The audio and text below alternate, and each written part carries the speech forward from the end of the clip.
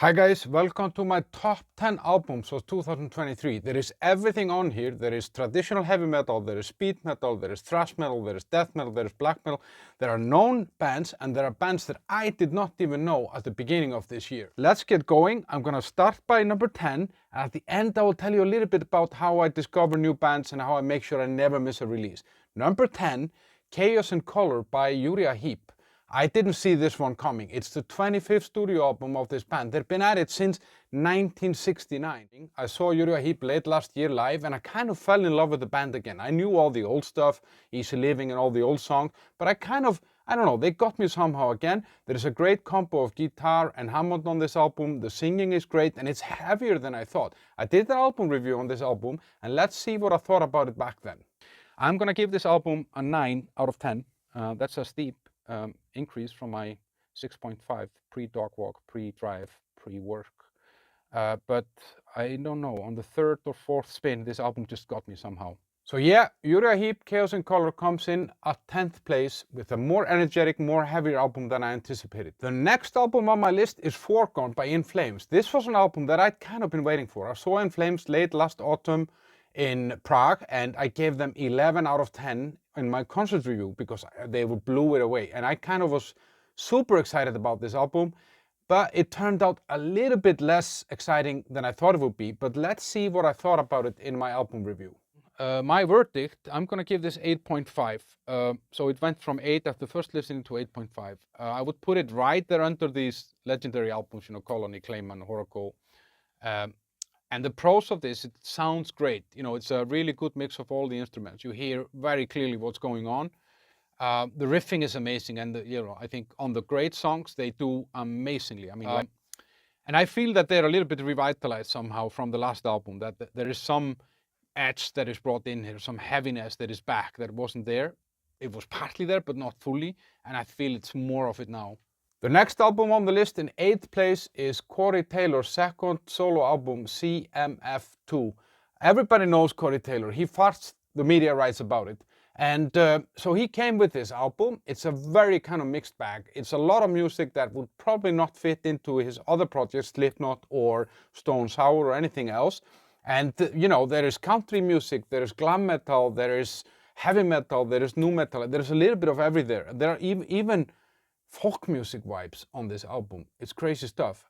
And let's check what I thought about that album when I reviewed it. The cover is interesting. It's kind of all the characters that Cory has been at different points in his career, mainly from Slipknot, but yeah. And I think actually after listening to the album, I think that this cover kind of captures a little bit what this album is, because I think on this album, Cory brings a lot of different personalities or personas into this. So yeah, I feel this album shows kind of different sides of Cory and the depth to him, and that he can be both soft and hard depending on what he wants.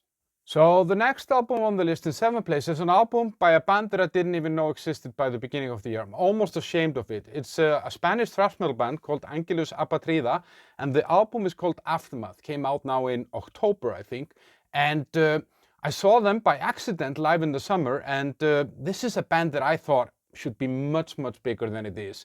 And let's check out what I thought about it when I did a review on that album back in October. The negatives, I'm not sure I can find any negatives here. So if you have some, let me know. So I'm gonna give this album 9 out of 10. This is one of the better thrash metal albums that I've heard in the past few years, and that kind of, I'm happy about that, because a lot of the thrash metal that has been coming out hasn't been stuff that I really, really like. But this one I really enjoy. I think this album is a must-hear album for any fan of traditional, old-school thrash metal that is kind of done in a new way with, proper sound, good production, great band. I can't wait to see them live again. And they were good when I saw them the first time around. So 6th spot on my top 10 list of 2023 albums is going to a band called Darkness Ablaze. The album is called It Shall Burn. I had no clue about this band, and I actually found them on our playlist that we make every week and put on Spotify, just by accident. So it's a German kind of melodic death metal, black metal band. It's their third full album since they came around, but I think they were on a hiatus from 2010 to 2018. I think the band started already in 2000 or something like that. So they have like a style that is very mixed, you know, there's never really a dull moment on any of the songs in this album, and it kind of takes you places that you didn't really expect. The highlight song on this album for me is a song called A God with Countless Heads. And in that song, I think in the middle of that, or like after 4 minutes, 30 seconds or something, it has this amazing melodic breakout that you just have to hear it. Then yeah, I found them, as I said, on our weekly playlist. I'll put a link to that at the end of this video, but I'll talk more about that playlist later. Number 6, Darkness Ablaze, It Shall Burn. It All Shall Burn. The 5th spot goes to Krypta. That's a Brazilian death metal band, and this is their 2nd album, came out in August. The album is called Shades of Sorrow. Now, that's a really, really cool band. They have such a high energy, they're so qualified, and the singer, Fernanda Lira, she's just amazing. This is actually kind of one of the better death metal bands or albums of this year, I would say. And it's a mix of, yeah, kind of thrashy death metal with some elements of some South American, Brazilian stuff, because I mean the band I think is Brazilian. Correct me if I'm wrong. And it's really, yeah, it's amazingly well produced and mixed, and I think this band is kind of on its way to become one of the big ones out there. I think everybody in the genre kind of knows about Krypta by now, and that's impressive after just 2 albums actually. And it has, you know, heavy riffs, fast tempos, and really kind of aggressive vocals. So I think, yeah, but still has, you know, a strong sense of melody and stuff like that. So, and in the 4th place, I'm very happy to be able to include a classic rock band finally on my list that high, because there's not a lot of good classic rock that comes out nowadays. This is Dirty Honey, Can't Find the Brakes. That album came out now in November. They're a band from, I think, Los Angeles in the US. And as I, you know, in my album review I talked about it, I'm always a little bit skeptic about these classic rock bands that are trying to make something now. I feel that they're kind of a rip-off of old stuff. And to be very honest with Dirty Honey, I mean, they do wear their influences on their sleeves. That's Led Zeppelin, Aerosmith, Black Crowes and stuff like that. But they do something that, you know, the other bands just can't do. And this album, Can't Find the Brakes, I think it's their 2nd album. It was really, really fun to listen to, and it's very diverse, even though it kind of stays within the genre. And let's check out what I said about it in my review earlier. It's a step up from the previous album in all senses, I feel. The singer, he's just one of the best singers out there. If only for that, you should listen to this album. I'm gonna give this album 9 out of 10. I would have loved to have this album when I was 16 and played the hell out of it. And it's definitely gonna be a good party album. Now we're getting into the top 3, guys. And before we go there, please hit like and comment and tell me what are your favorite albums this year. I would be very happy to hear that. 3rd spot on my top 10 albums of 2023 goes to Metallica.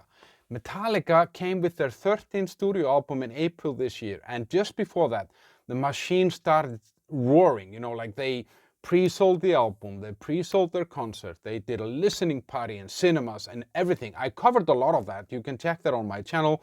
I did a money video about it. I went to the cinema to see them and so on. This band has always been hard, somehow it's hard for them to satisfy us, because, you know, some of us want the Kill Them All stuff, some of us want the Black Album stuff, some of us want the Justice for All stuff, and they can never really make everybody happy. So I had very low expectations, to be very honest. And let's see what I thought about this album actually when it came out. 86 points, which is actually why I wanted to give this album 8.5. So I wanted to kind of verify my evaluation of each individual song to add it up to see if it matched with what I felt about the album, and I felt this was an 8.5. This album sits somewhere kind of between, I don't know, hovering around the Black Album and before. The Black Album I hated. I fucking hated that album, but it grew on me, and I was angry when it came, and I think this is one of those albums that grows. So how has this album aged on me? Pretty well, actually. I mean, I've been listening to it on and off the whole year. I went to see them in Hamburg on a concert. You can actually check that out also on the channel. And I feel that, you know, there are songs on this album like You Must Burn, Lux Eterna, Screaming Suicide that will kind of be part of their live performances for hopefully years, maybe even decades if we're lucky. And I feel that this album and everything around it, maybe it was the birthday of the band, I think it was the 40th birthday 2 years ago or something, it's kind of re-energized the band. It seems that they're in a better place now than they were like 5 or 10 years ago, and I'm happy about that. And I wouldn't be surprised that when they bring an album next time, I hope it's not after 7 years or something, that will also be a good album. I like this album. Number 3rd spot goes to Metallica. Number 2 is also a band that I kind of had low expectations of. That's Obituary. They came out with an album in January called Dying of Everything. And I didn't really expect anything from that. And I'm always a little bit worried about those bands because, you know, we fell in love with something really, really old, and then the new stuff doesn't kind of live up to that expectation. It's their 11th album, and I was very surprised. They came out with some singles before the album came out that were really, really good. So let's see. Also, I did a review on it. Let's see what I said about it back then. Which brings me to the verdict. Can men in their 60s deliver death metal? Or did they outgrow it and grow up and start playing blues or jazz or something like that? And the answer is yes, they can. The pros of this album is that it's some amazingly groovy riffs, and the great guitar playing on this, lead guitar playing, is just amazing. It adds so much diversity to, I don't know, like songs and song structure that could easily become stale somehow. So this kind of is the decorations that makes it exciting and interesting.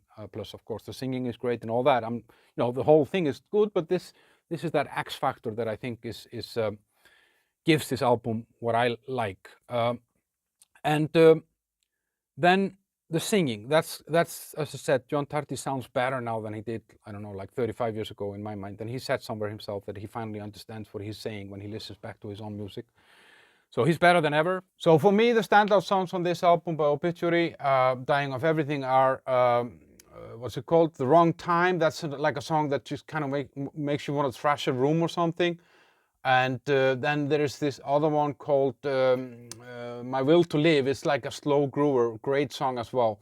I saw the band twice live actually this year. I was really lucky, and they were great both times. Especially the second time they were better. I mean, I think the first gig was kind of the beginning of the tour, but they were really, really good. And they played some of these songs live from this album, and they worked perfectly. Now, before I tell you my top album, which is a surprise album to me. I didn't know that band. Well, the band maybe didn't even exist by the beginning. Yeah, I probably did. I'm gonna do some honorable mentions after I finish the top 10 list, and I will tell you a little bit about how I discover new music and new bands. So the best album of 2023, in my opinion, is ASINHELL Impi Hora. And you might say, what the fuck is that? And so did I when I heard the name first, but then I started digging, and it's Mikael Poulsen, the frontman of Volbeat, with a death metal band. They came with an album in September 2023, and it kind of came from left field. I didn't know anything about this. I just heard the single on my playlist that is at the comment at the bottom, and he's got this guy, Mark Greve, who was a singer in Morgoth. Some of you might know that. Great singer. And the background of this album is it's kind of like a love letter to old school death metal, like bands like Death, probably Obituary as well, Entombed from Sweden. And, you know, it has these kind of ripping guitar riffs and the desolation, desperate vocal somehow in the singing. It's amazing stuff. And the solos from Poulsen are amazing because it's like a box of chocolate. You get a lot of kind of different vibe from the solos on this album than you get in traditional, let's say, death metal stuff. And there are no weak songs on this album. You can play this album from start to finish. Definitely, in my opinion, the best death metal album of this year. And there is this single, The Fall of the Loyal Warrior. It's so much in your face somehow. You just have to check it out. And I did a review on this album. So let's check out what I thought about it back then. The verdict and sentencing. So the pros of this album is that it has amazing riffs. It grooves and it has speed. It has, tempo changes, everything. It doesn't get monotonic, I mean, because they mix the elements really nicely and you hear the references, but there is no one thing somehow that dominates. It has a great sound, all that stuff, and, good mix and all that. The vocals are amazing. This, as I said, I mean, for me, this opened up a whole new avenue where I can go into Mark Greve and listen to all of his stuff. Obviously, the guitaring and the solos are great, and I mean, the drum, as I mentioned earlier, but yeah, the guitaring and the soloing is great, and it really, there can be traces of something from the outside into the genre somehow that comes with Michael Poulsen's playing. The negatives, I can't really find a lot of negatives. I mean, in some way, I can say that it's not very creative, but I don't think that was ever the plan, and I didn't expect these guys necessarily to reinvent the wheel. I think they could easily be maybe a little bit more adventurous, and hopefully they make a second album or something, but I love this album for what it is. So I am actually gonna give this album 9 out of 10. I'm pretty sure if this album would have come out anytime between like 87 and 95, this would be on anyone's like top 5, top 10 list of death metal albums of all times. So yes, ASINHELL, Impihora, amazing album, and has it all, everything that you need. You can listen to it from start to finish, and you can put it on repeat, and it's still good after 100 listens. And I really hope that I get to see this band live this summer. I see that they're booking some festivals. They haven't booked anywhere here near me, but I will drive to see this band for sure. And now the honorable mentions. First honorable mention, it's kind of silly to mention Rolling Stones as an honorable mention. I mean, you know, it's the fucking Rolling Stones. But they came out with an album now I think in November, called Hackney Diamonds. I actually did a review on it. It's one of those albums that you're kind of scared of. It's legends bringing something after many, many years. And it's their best album in like 30 years or something like that. So Hackney Diamonds, Rolling Stones, honorable mention number 1. The second honorable mention is a local band here from the Czech Republic called Red Baron Band. They came out with an album in June, I think, called Last Chance. And it's really, really cool album, very raw, and they're very loyal to kind of the old school sound of classic rock. So you can check out that band, Red Baron Band. Last Chance is the name of the album, influenced by, you know, Deep Purple, Cream, Led Zeppelin, but not a rip-off. The third honorable mention is a band called 40. They came with an album called Narcissus. I had no idea about this band, black metal band from my home country, Iceland. And there has some twist, you know, there is something in this music. They really kind of break out of the box. They don't fit in anything somehow. I mean, it is black metal, but they bring a lot of other stuff into it. And that album is great from start to finish. I need to check them out more. So 40th Narcissus is my third honorable mention for 2023. And the fourth one is Nita Strauss, guitar goddess. And she has an album out called The Call of the Void. I don't remember when it came out. I think it was in the summer or something like. And she has a really kind of diverse background. I mean, she's played with the Iron Maidens, the Iron Maiden cover band, all-female Iron Maiden cover band. She played with Alice Cooper, and I hope to see her actually with Alice Cooper next summer, and Demi Lovato. And she brings on a lot of collaborators on this album. She has the woman from Arch Enemy, Alicia White-Klutz, Krish from, what's it called, Motionless in White, Lizzie Hale of Hailstorm, and David Darmian of Disturbed. So there is, you know, a lot of stuff going on this album, and Anders Frieden from In Flame also. And what I like about it is that because she brings all these different people onto this album, the songs are kind of very diverse, but the kind of underlying factor is her amazing guitar playing. So yeah, it's heavier than I thought it would be and sounds great. So Nita Strauss, The Call of the Void, is my fourth honorable mention. And that's it for the honorable mentions. So how do I make sure that I never miss a release of any of my favorite bands and I discover this new stuff? Now, first of all, I make that weekly playlist that I drop on Spotify that is open to all of you. You can subscribe to it in the link in the first comment to this video. There's a link to that playlist. And then the other thing that I do, and on that playlist there's hundreds of songs. The other thing that I do, guys, is that I always go and see the opening act. Every concert that I go to, I make sure that I see some of the opening act. Maybe not the whole thing, but at least something. And I have discovered bands there that I didn't know existed, up and coming bands. Your next big thing could be the opening act of the next concert that you go to. So make sure you have that. Please like and share this video and check out my playlist here of album reviews and then my playlist here of concert reviews for more stuff. See you there.